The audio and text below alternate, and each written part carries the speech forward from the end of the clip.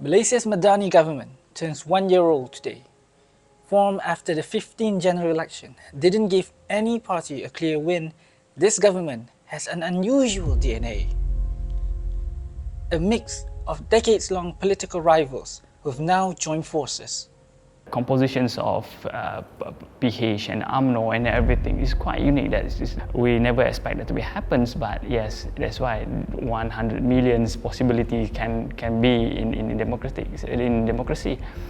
When they have a very unique pact between PH and Umno, the realignment is quite difficult to do. So it's going to look like a Murphy law in reverse. You can't really change anything, but yet when you don't change anything, it's harm yourself, something like that. To comfort supporters stunned by the unexpected alliance, the government touted unity as the key reason to bury the political hatchet. Initially, many were willing to give the government a chance, but eventually, political fatigue re-emerged. The expectations of the public is quite high when it comes to this current government, because for this, when they are in the oppositions, they come out with a lot of formula, they come out with a lot of bombastic idea. So the public really want to see something that they can do when they are in power. So this is their chance to prove that they really can do something big. The prowess of the Madani government was put to test in the August 12 state elections across Kedah, Kelantan, Terengganu, Penang, Selangor and Negeri Sembilan. It ended in a draw. Pakatan Harapan retained its 3 states of Penang, Selangor and Negeri Sembilan, whereas the opposition, Perikatan Nasional, kept Kedah, Kelantan and Terengganu. At least the current government must get another 1 state, but they didn't. From the perspective of oppositions, they are good enough to remain as 3 states to prove that the current government cannot get additional support from the public. The status quo is actually give a benefit to the oppositions. It's not for the government. The Madani government's electoral setback was particularly concerning as it occurred in the Malay heartlands of Kedah, Kelantan and Terengganu. The trouncing in these 3 states lends gravitas to the notion of Anwar's diminishing influence among Malaysia's ethnic majority, the Malays. The loss occurred amid a nationwide ban on public discussions about race, religion and royal institutions, supposedly implemented to preserve social harmony. So for the last 50 years we don't have social harmony? I don't believe that. So those are the things that we need to really understand for the current government. So I believe all the communications department, they should really understand the issues and really clearly outlines about this. Because if we claim that we don't have social harmony because of the 3R, so we, for the past 50 years, we live in a harmony. But yes, how you define it, we don't know. How the current government define it, we don't understand. If they stop people to speak about this one, about the 3R, it stopped from the majority or the dominant ethnic to talk about themselves.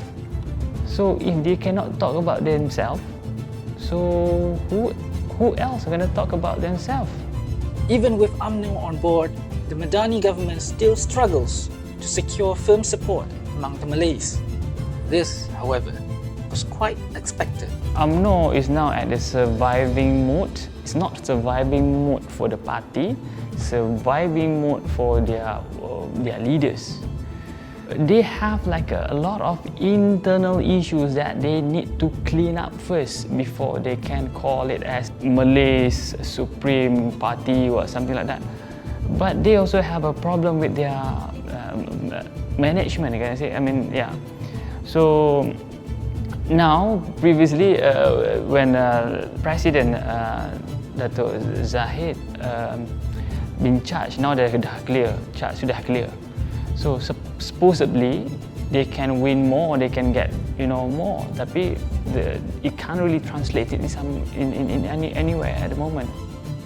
Despite its flaws, it is unlikely that the Madani government will fall anytime soon. I believe that the current government, inshallah, they will remain as it is. But there is no guarantee from the public whether the public is getting happier with the government or they just getting worse. There is no guarantee from the public perspective. Besides the political ups and downs, Malaysians have also faced a tough economic situation. The economy experienced its slowest growth in nearly 2 years during the second quarter of 2023 due to decreasing export and a worldwide economic slowdown. This, however, is more of a business cycle slowdown rather than imminent recession, consistent with global economic trends. But I would say overall that the performance has been really quite good, because if we look at the main indicators, we know that inflation is now back, headline inflation is now back to where it normally is, around 2%, a little bit under 2%. Underlying inflation is a little bit high, but it's much lower than it's been in the past. Unemployment is low, the economic growth is lower than we would hope, but it's kept up, considering how difficult the international environment's been. And we've had 3 budgets. We had an interim budget, then we had the revised budget 2023, and then just a week or so ago we had budget 2024. So they've done a lot of work during that time, and the economic picture now is much more normal than it has been in the past, and that's all good. In spite of that, many are still feeling the pinch. Okay, because they are. They are feeling the pinch, there's no question, and you and I are the same as everyone else. We go to the shops, the prices are higher, noticeably higher. And I think one of the biggest concerns is it's been the price of food, which of course everybody is noticing every day. And that's why people often look at the headline inflation figures and say, well, it doesn't reflect what's going on in my life. Actually, it reflects what's going on in the wider economy, but it doesn't reflect what's going on particularly when you're going to the shops to buy food, or whether you're going to the restaurants to eat food. So that's really where the issue is. The things that they see every day, the prices are rising. And part of that has been because of the bad policy.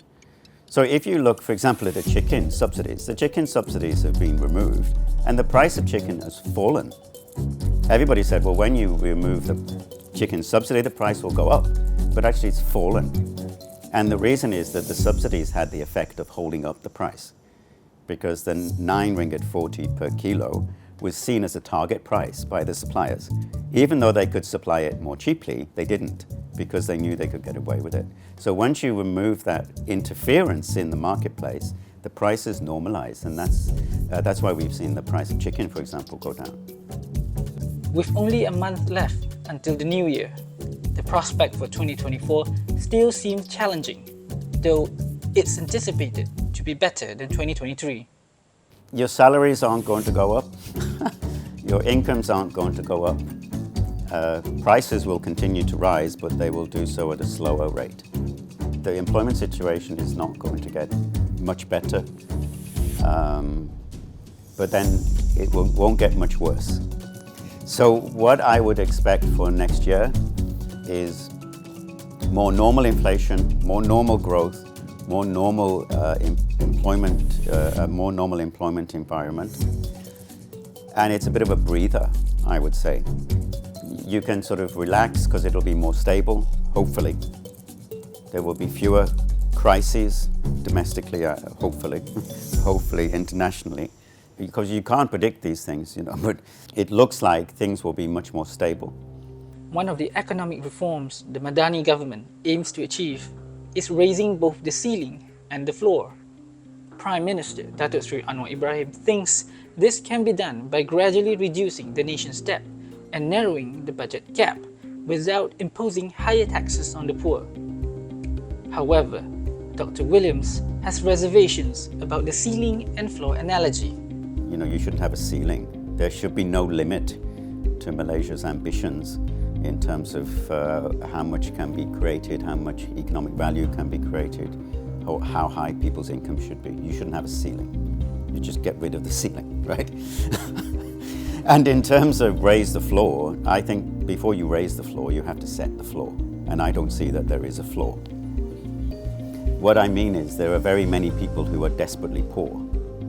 And that means that there is no lower limit, right? They're already very much below any reasonable lower limit.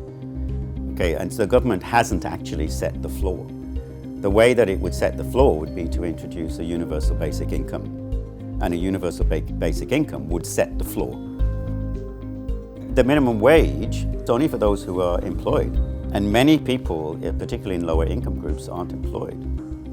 Yeah, Grab drivers aren't employed, e-hailers aren't employed, delivery riders, they're not employed on a salary. So the minimum wage and these type of things don't always apply to people in those categories. Also, we know that the minimum wage has not been properly enforced, although it has had an effect on raising the income of people in the lower income groups. So we can see that that type of thing is useful, but the minimum wage itself is already below the poverty line income. So it's not even much of a floor. If you have a floor below the poverty level, where's the floor? In terms of income, the formal labour market has had negligible improvements. The median salary of people of Malaysians in the private sector on formal contracts is only 2,600 ringgit, which is barely above the poverty level, right? So the regulation of formal contracts is actually making life in formal employment even worse.